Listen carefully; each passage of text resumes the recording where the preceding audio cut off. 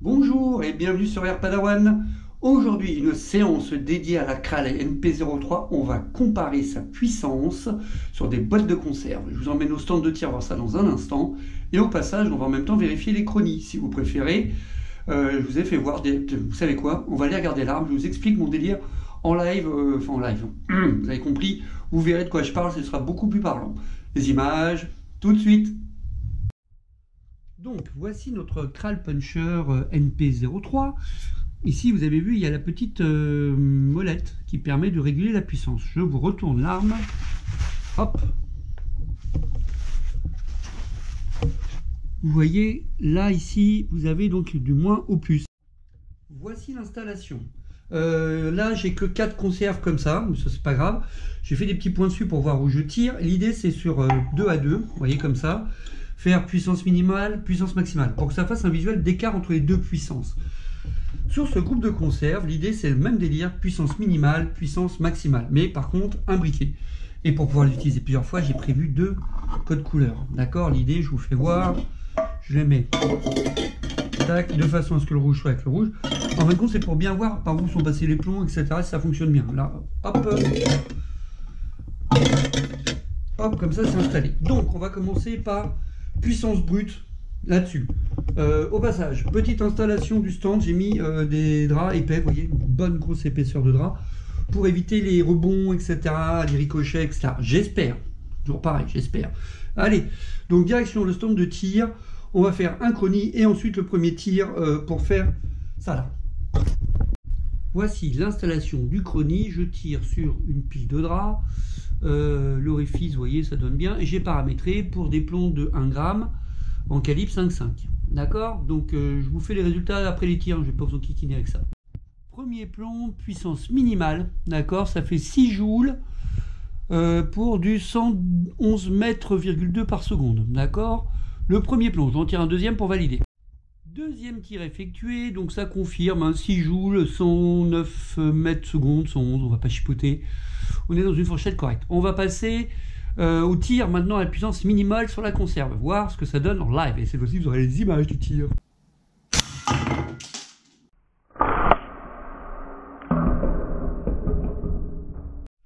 Résultat de ce premier tir, ça a transpercé.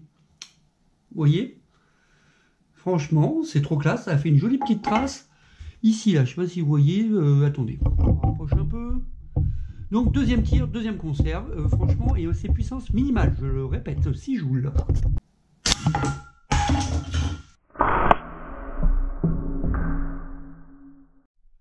Tir de je vise comme une buse, je visais quand même là. Enfin, ça c'est mon coup de doigt, il faut que je guérisse ça un jour. Mais ça passe au travers à 6 joules. Je pense que le spectacle va être là quand je vais tirer pleine puissance. Donc, je vous explique ça tout de suite. Attendez, j'arrive vers vous. Je m'installe rapidement. Donc, la qualité de l'image et tout, on s'en fout un peu. Je viens de faire les 2 premiers tirs à puissance minimale avec la Kral NP03. Ça a percé les conserves sans problème. À 6 joules. Je pense que le spectacle va être un petit peu différent à pleine puissance. Déjà, ce qui va se passer là tout de suite, je vais aller faire les chronies, même modalité que tout à l'heure, 2 tirs. De toute façon, vous allez voir les images dans un instant. Et ensuite, les 2 tirs sur les 2 conserves. Donc, qu'est-ce qui se passe? Les images, tout de suite. Donc, j'étais au minimum, je passe au maximum. Tac, et voilà, j'y suis. Eh ben, c'est parti, mon kiki. Bon, gros changement là, 22 joules. Vous avez vu le délire? 213 mètres secondes, 22 joules, 72. Je refais un tir pour valider ça. Deuxième tir, je suis monté à 23 joules 42, 216 mètres secondes. On est dans les gonds, on va dire. En fin de compte, tout dépend de la distance à laquelle je mets le canon par rapport à l'orifice. Mais vraiment, ok. Bah, changement de puissance, grosso modo, on est x4. Donc là, qu'est-ce qui se passe? Bah, le tir sur les conserves. Ouh là là, ça va être fun.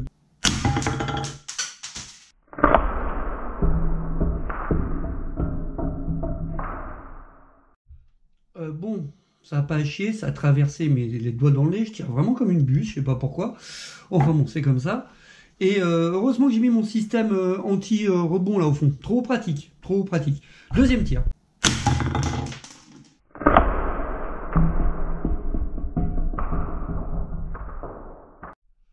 Pour une fois, ça change, hein. Je suis dedans. Bien sûr, ça traverse. Alors, on va faire une comparaison. Je vais vous faire voir les conserves des deux trucs, des deux tirs. Ça, c'est les trous d'entrée, c'est logique, hein. Des deux tirs à pleine puissance. Merde, excusez-moi. Les trous d'entrée des deux tirs à pleine puissance.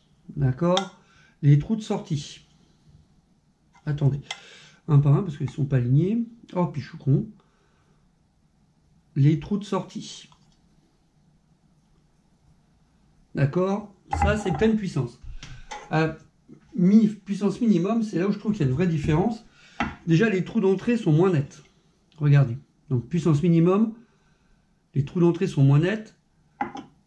Ça appuie plus sur la conserve. Je vais vous faire voir les deux ensemble. Les trous de sortie, pareil, plus light, plus déchiré, plus un peu à l'arrache. On sent que ça force. Vous voyez ce que je veux dire? Donc, on compare ce qui est comparable. Trou d'entrée, voilà.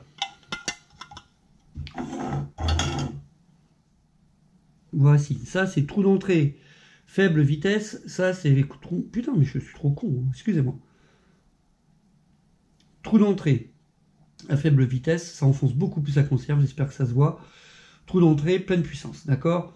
6 joules, 22 joules, ok? Trou de sortie, donc... attendez, on va inverser pour que cette fois soit cohérent avec ce que je viens de faire. Trou de sortie, c'est ça, pleine vitesse. Ici, c'est beaucoup plus propre. Faible vitesse. Ici, bah, c'est un peu, vous voyez, c'est déchiqueté, ça le fait moins. Franchement, je suis trop content de la puissance système. Maintenant, on va finir cette vidéo par un petit plaisir.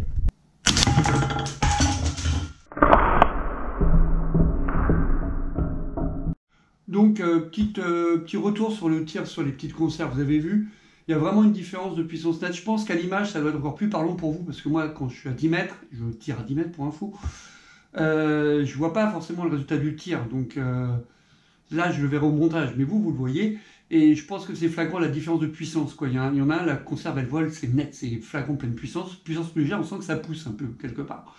Je sais pas si je suis très clair là-dessus, mais enfin, les images parlent d'elles-mêmes, je pense. On passe à la suite, donc ce qui est derrière moi là, hop là, les 3 conserves, je vous ai fait voir ça en intro, donc ça il y a 3 conserves, un briquet avec un code couleur, c'est-à-dire qu'il y a 3 fois rouge et 3 fois vert, la tir à faible puissance, et ensuite on fait le tir à pleine puissance. Ok, c'est parti, les images tout de suite. Je vais pas résister au plaisir de faire le vert. Donc ici rouge, vous avez vu ma cohérence, hein, je tire vraiment là-dessus, je suis trop fort. Qu'est-ce que ça donne à l'intérieur? La petite, la centrale, pas touchée.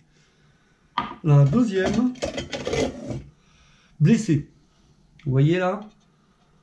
Et là, donc on voit même fendu ici, légèrement, pardon. Donc ça veut dire que à 6 joules, on traverse une conserve, j'ai même retrouvé un plomb, les 2 plombs que j'ai tirés, tenez, à peine déformé et tout. Donc ça, c'était à faible puissance, ok, une puissance minimale, à 6 joules. Maintenant, on va tirer à 24 joules, voir ce que ça donne, 22 joules, pardon.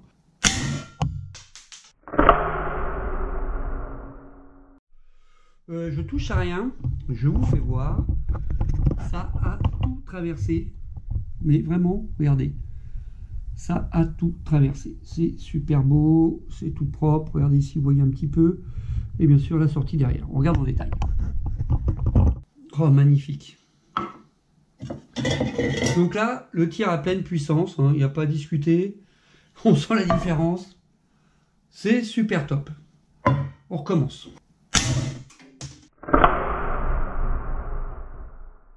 Regardez-moi cette destruction. Déjà, l'impact, il est propre, à l'entrée. Là, mais alors là, à l'intérieur, je regarde en même temps que vous. Hein. Ça le fait, ça traverse, on le savait. Hein. On le savait. Vu que ça traversait la première fois, après la deuxième fois, ça ne passe pas pareil. La pitié, elle a pris cher. C'est pas mignon. Oh oui, oh, j'adore.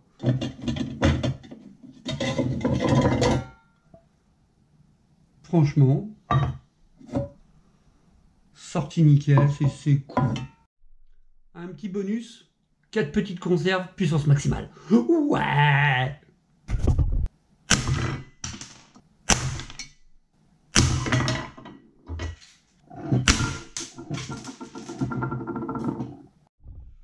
Ce kiff, oh, je vous jure, c'est énorme. Vous avez vu comment ça vole? Oh, c'est trop mignon. À chaque fois, je visais ici, en fait, je sais pas si vous avez vu, j'ai mis exprès toutes les... Tiens, un peu. toutes les canettes, les trucs dans le même sens pour les shooter de la même façon. Oh, c'est propre. Ici, c'était là. Oh, c'est trop bon. Alors, je reconnais que je suis pas un bon tireur. Va peut-être falloir que je règle un peu mon optique mieux que ça. Mais ça fait plaisir. Franchement, c'est c'est trop mignon. Il y a un tout petit trou, mais en fait, c'est un gros truc. Je sais pas si vous voyez bien, parce que je parle sans regarder la caméra, pardon.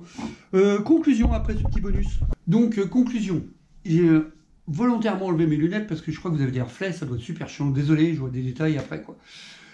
C'était la séance de plinking avec le Kral NP03 et de Chrony pour comparer ces deux possibilités de puissance. Enfin, il n'y en a pas deux, mais j'ai fait les deux extrêmes, pardon. Il y a 5 panels de puissance, d'ailleurs j'ai oublié de faire 1, 2, 3, 4, 5. Bon, je vais vous le rajouter peut-être sur une autre vidéo. Je suis en train de penser, puis tout est installé. Tiens, oui, pourquoi pas. Je vais faire une vidéo pure Chrony à la suite de celle-là, du Kral, comme ça vous verrez les 1, 2, 3, 4 et 5 niveaux de puissance qui sont gradués sur la molette.